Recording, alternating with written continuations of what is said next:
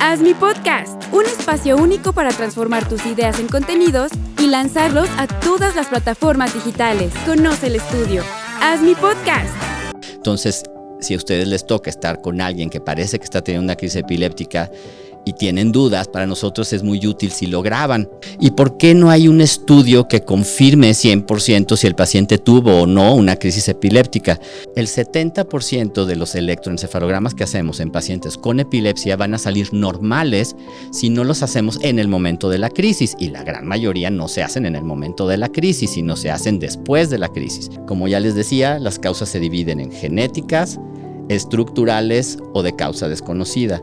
Porque si le das mucho medicamento, obviamente hay menos riesgo de crisis, pero hay más riesgo de crisis epilépticas. Si le das muy poquito, hay menos riesgo de efectos secundarios, pero más riesgo de crisis epiléptica.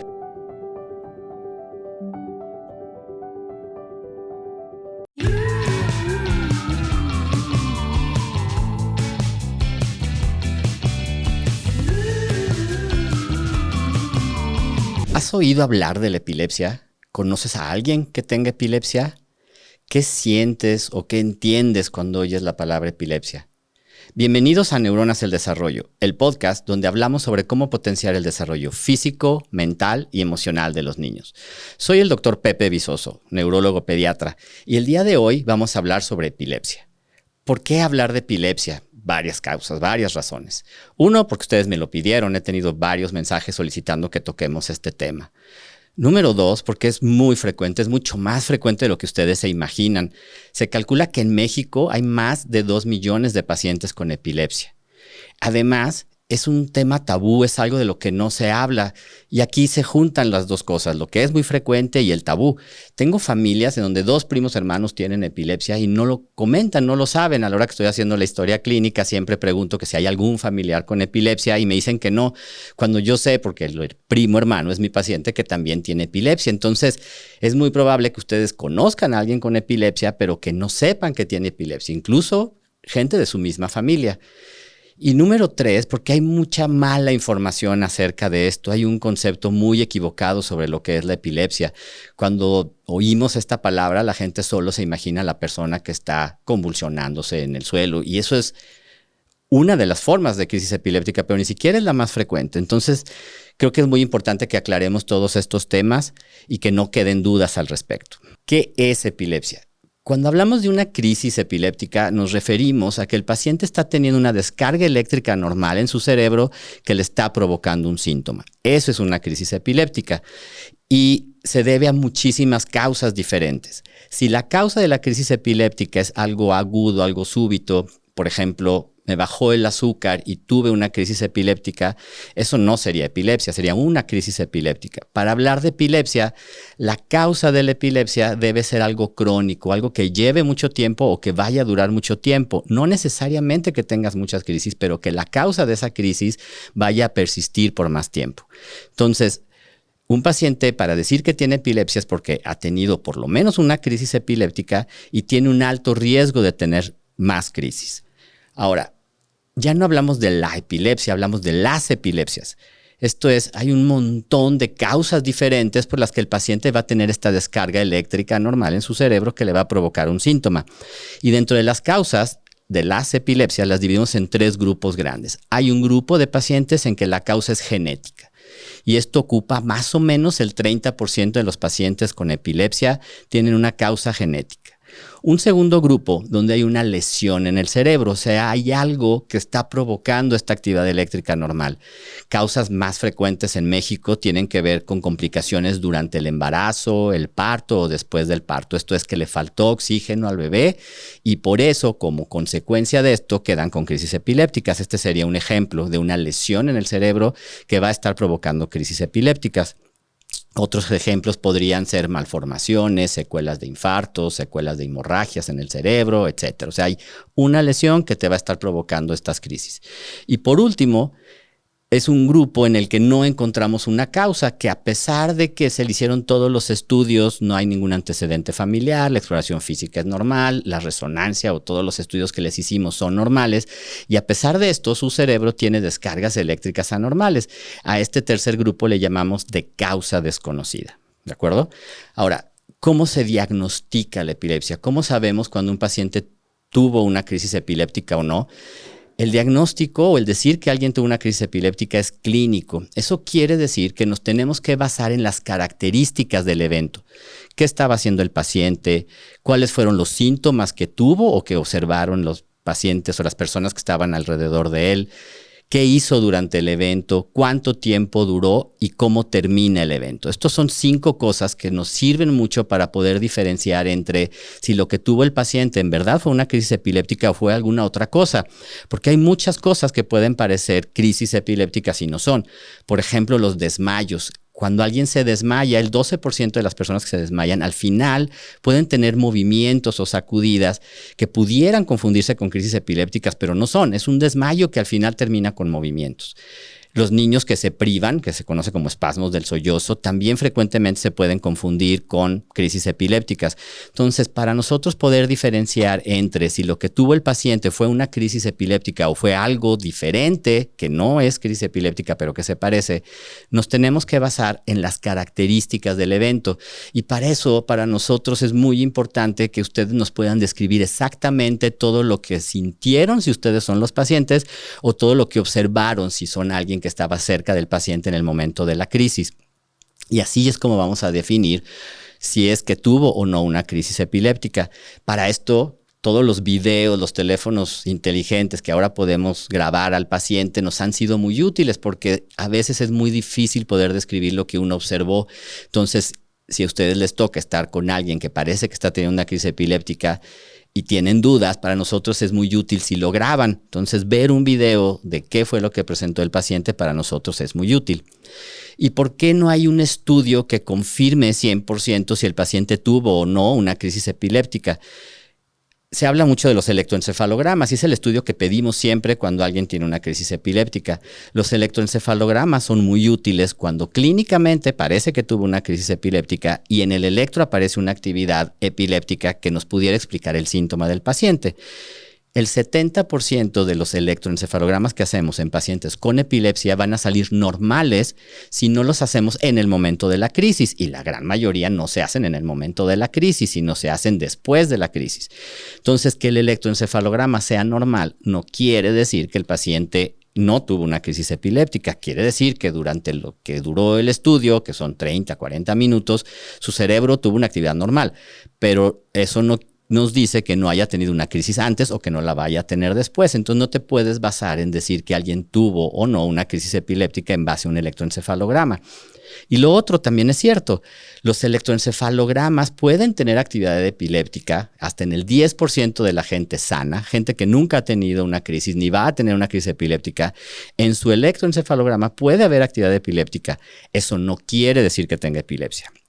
Además, ningún estudio de laboratorio es 100% confiable. Todos los estudios que pedimos tienen un riesgo de darnos falsos positivos o falsos negativos. Y los electroencefalogramas tienen un amplio margen de error por diferentes cosas. Son muy sensibles, entonces pueden detectar actividad de movimiento que hay cerca del paciente y registrarlo como si fuera actividad del paciente, actividad eléctrica anormal, cuando en realidad no lo es. Entonces, no podemos decir que alguien tuvo epilepsia o una crisis epiléptica solo porque en el electro nos reporten que tuvo actividad epiléptica. Si el paciente no tiene crisis, no tiene epilepsia, ¿de acuerdo? Y los estudios de imagen que pedimos, que casi siempre es una resonancia porque es el mejor, puede ser normal o anormal y eso no nos va a dar el diagnóstico de epilepsia. Entonces, para decir que alguien tuvo una crisis epiléptica, nos tenemos que basar en las características del evento. ¿Qué fue lo que hizo? ¿Qué estaba haciendo? ¿Cómo empezó? ¿Cuánto duró?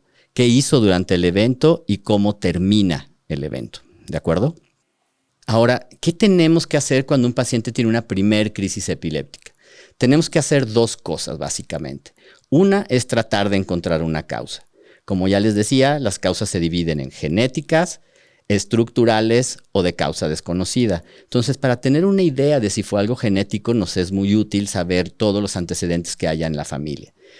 Además, tenemos que pedir un estudio de imagen. Por disponibilidad y por costos, la tomografía se pide frecuentemente, pero el estudio ideal, el que nos da más información, es la resonancia. Esto nos ayuda a ver si hay una lesión en el cerebro que nos explique el por qué el paciente tuvo la crisis. Además de esto, dependiendo de cuál sea la condición de cada paciente, se podrán pedir otros estudios. Si se sospecha que hay una infección, se piden estudios para descartar la infección. Si creemos que hay alguna adicción, algún abuso de sustancias, se piden estudios encaminados a eso. Si creemos que tuvo una baja de azúcar, se piden exámenes para demostrar si la tuvo o no, etcétera. Pero en un estudio de imagen se le pide a todos los pacientes con una crisis de primera vez, y el resto de los estudios que pidamos serán dependiendo de las características de cada paciente. Y ya quedamos que 1 de cada 3, o sea, más o menos el 30% de los pacientes que tienen una primer crisis epiléptica o que tienen epilepsia, no vamos a encontrar una causa, pero sí estamos obligados a buscarla. Entonces, tenemos que tratar de encontrar la causa. Y 2, medir las probabilidades de que esto se repita. O sea, qué tan probable es que el paciente tenga otra crisis epiléptica. Esto obviamente depende mucho de la causa. Y ya que buscamos la causa, medimos el riesgo de recurrencia, y si el paciente tiene un alto riesgo de recurrencia, entonces estaría indicado dar un medicamento para evitar que el paciente siga teniendo crisis. Estas son las dos cosas que tenemos que hacer cuando un paciente tiene una primera crisis epiléptica: tratar de encontrar la causa y medir el riesgo de recurrencia para decidir si le vamos a dar un medicamento o no. Ahora, ya que decidimos que el paciente sí tiene un alto riesgo de recurrencia y decidimos dar un medicamento, ese es el tratamiento. La primera línea de tratamiento siempre para los pacientes con epilepsia son medicamentos. Afortunadamente hay una amplia variedad de opciones que tenemos ya. Por ahí de 1980 teníamos 2 o 3 opciones nada más para darle a los pacientes con epilepsia. Ahora tenemos muchas opciones. ¿De qué depende qué medicamento les damos? Primero, del tipo de crisis que tiene, la edad y el sexo. Tenemos que tener en cuenta estas 3 cosas para decidir qué medicamento le vamos a dar al paciente. Y siempre se empieza idealmente con un solo medicamento, a una dosis en la que consideramos que pueda ser suficiente para que el paciente no siga teniendo crisis. En todos los medicamentos hay rangos en la dosis. Le puedes dar poquito o le puedes dar mucho. Nuestro objetivo siempre va a ser darle la menor cantidad necesaria para que no tenga crisis. Porque si le das mucho medicamento, obviamente hay menos riesgo de crisis, pero hay más riesgo de crisis epilépticas. Si le das muy poquito, hay menos riesgo de efectos secundarios, pero más riesgo de crisis epilépticas. Entonces tenemos que poner esto en la balanza, y basándonos en eso decidimos la dosis inicial. Esa dosis inicial no nos garantiza que el paciente no vaya a tener crisis. Dependiendo de cómo evolucione, podemos ir ajustando la dosis y cada vez darle más si es que el paciente, a pesar de esa dosis, sigue teniendo crisis. Hay pacientes, y se calcula que es alrededor de un 25% de los casos, en los que el medicamento no es suficiente. Si ya se le dio 2 medicamentos a una buena dosis, bien indicado para el tipo de crisis que tuvo el paciente, ya lleva 1 año y sigue teniendo crisis, se considera una epilepsia fármaco-resistente. Y esos pacientes tienen que ser valorados para cirugía de epilepsia. Tienen que ser valorados, no quiere decir que sean a fuerza candidatos y se tengan que operar. Pero cuando un paciente ya lleva más de 1 año con 2 medicamentos juntos o de manera alterna, con una buena dosis y bien indicados, y a pesar de eso sigue teniendo crisis, hay que trabajar en equipo con los neurocirujanos para valorar si es candidato a una cirugía de epilepsia. Además de esto, también se puede tratar con dieta cetogénica, por ejemplo. Es una dieta especial que eleva algo que se llaman cuerpos cetónicos en el cerebro y que puede funcionar también como tratamiento para epilepsia, pero eso se usa en casos en que no respondió a tratamiento con medicamento y que tampoco sea candidato a cirugía. El tratamiento con medicamento se recomienda que se dé por un lapso de 2 a 5 años libre de crisis. Esto es, que el paciente no tenga ninguna sola crisis entre 2 y 5 años. ¿De qué depende que sean 2 o 5 años? Depende de lo fácil o difícil que fue controlar las crisis. Si se le dio un solo medicamento a una dosis baja y no encontramos una lesión en su cerebro que nos justifique que vaya a seguir teniendo crisis, con 2 años de tratamiento podría ser suficiente. 2 años de tratamiento sin crisis. Y además se recomienda que los 2 últimos electroencefalogramas que tengamos de ese paciente sean normales, o sea, que no se vea actividad epiléptica en el electroencefalograma. Entonces, el primer requisito para valorar si se puede o no quitar un medicamento a un paciente con la epilepsia es que tenga mínimo 2 años sin crisis y que los 2 últimos electroencefalogramas sean normales. ¿Por qué a otros les damos 5 años? Porque en esos casos fue más difícil controlarlos. A lo mejor sí requirió 2 o incluso 3 medicamentos a dosis altas y a pesar de eso fue difícil controlarlo. Entonces, en ese caso, lo dejaríamos hasta que cumpla mínimo 5 años sin crisis y los 2 electroencefalogramas normales. ¿Se curan las epilepsias? En realidad ya no hablamos de que se curen, hablamos de una remisión. Esto es, cuando un paciente lleva 10 años sin crisis y de los 10 años sin crisis, 5 años sin medicamentos.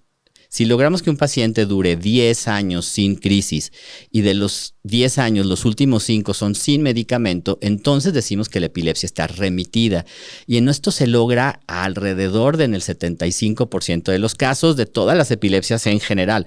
Hay grupos de pacientes con epilepsias que sabemos que son de mejor pronóstico, que se conocen como autolimitadas, y en esos el número de pacientes que se logran controlar es mucho mayor, pero si tomamos a todos los pacientes con epilepsia en general, más o menos el 75% van a poder estar libres de crisis durante más de 10 años y sin medicamentos los últimos 5 años. En esos casos decimos que la epilepsia está remitida.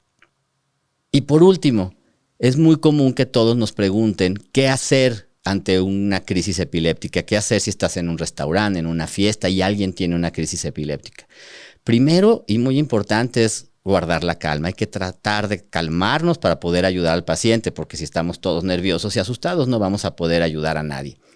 Y lo otro que es muy importante es más bien decir todo lo que no se debe de hacer. Por instinto queremos ayudar y queremos hacer algo, pero más bien hay que decir que todas esas cosas que nos nacen hacer, la mayoría de las veces no es necesario hacerlo. La mayoría de las veces no hay que hacer nada. Lo que tenemos que hacer es cuidar que el paciente no se pegue. Si está en una silla o está parado, acostarlo, ayudarlo a que pueda estar acostado y que no se pegue y ponerlo de lado. Y de esa manera podemos vigilar que no vaya a tener otro accidente. ¿Qué es lo que no debemos hacer? No hay que meterle nada a la boca, no hay que sacarle nada de la boca, no hay que sujetarlo, no hay que tratar de levantarlo tampoco, simplemente acostarlo de lado y cuidar que no se pegue. Y con reloj en mano, contar el tiempo. Hay que ver cuánto tiempo dura la crisis. Se recomienda que si la crisis ya lleva más de 5 minutos, o sea, el paciente lleva más de 5 minutos con su crisis, en ese momento hablar al servicio de urgencias para que venga una ambulancia y nos pueda ayudar. El 85% de los pacientes con una crisis epiléptica se va a quitar sola en menos de 3 minutos. Entonces no hay necesidad de hacer nada. Yo siempre le digo a mis alumnos, cuando alguien tiene una crisis epiléptica, no se corre, no se grita, no se empuja. Eso es lo que no hay que hacer. No metes nada a la boca, no sacas nada de la boca, no lo sujetas, no le echas agua, no le das cachetadas. Simplemente cuidas que no se vaya a pegar, lo pones de lado y esperas a que pase la crisis. Por último, no me queda más que agradecer su interés por ayudar a los niños a alcanzar su máximo potencial físico, mental y emocional. Recuerden suscribirse a nuestros canales de YouTube, es gratis, a nuestra comunidad de NASGeo y seguirnos en nuestras redes sociales, TikTok, Facebook e Instagram. Y recuerda, ayúdalos a brillar.